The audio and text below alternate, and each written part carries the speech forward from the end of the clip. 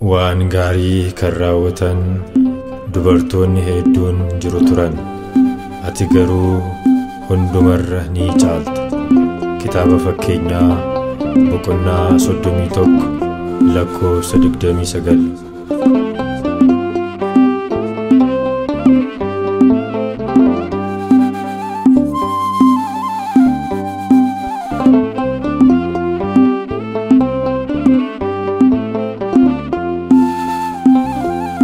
Gaarii kan godhan dubartootni jiru, obsa guddaadhaan Waaqa wajjin turu.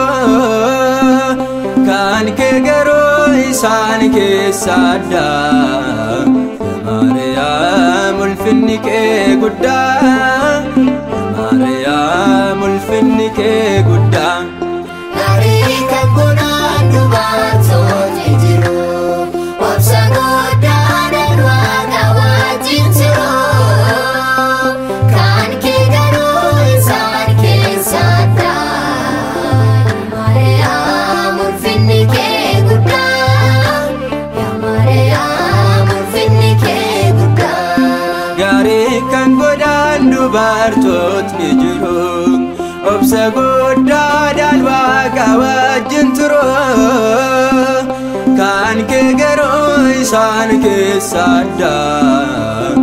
Maariyaam ulfinni kee guddaa, Maariyaam ulfinni kee guddaa.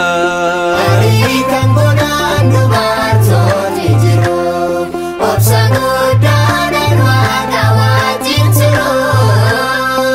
Kan kee garuu isaan keessa adda. Maariyaam ulfinni kee guddaa, Maariyaam ulfinni kee guddaa. Kasoominaa fi garaa laafummaa kee sirraa barannee nooti ijoollonni kee. Akkamittiin gochaa kee ibsina, yoo maal jennee garaa si cibsina. Gaarii kan godhan dubartootni jiru, obsa guddaadhaan Waaqa wajjin turu.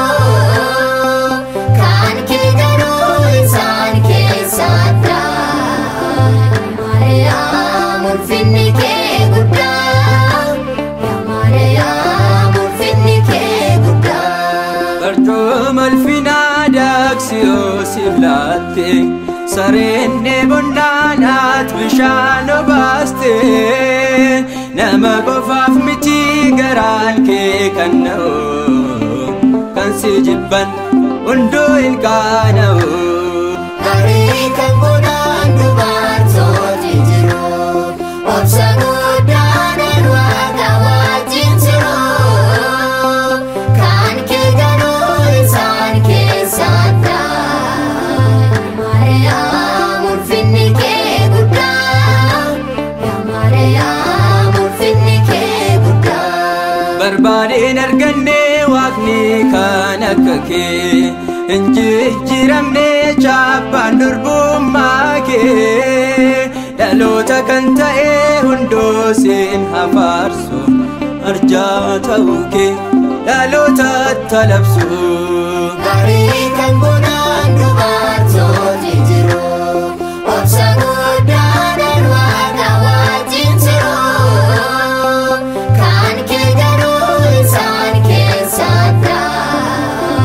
Maariyaam ulfinni kee guddaa, Maariyaam ulfinni kee guddaa. Olmaa kee yaadatee hunduu imimmaan roobsa, garraamummaan kee hunda keenya boonsa.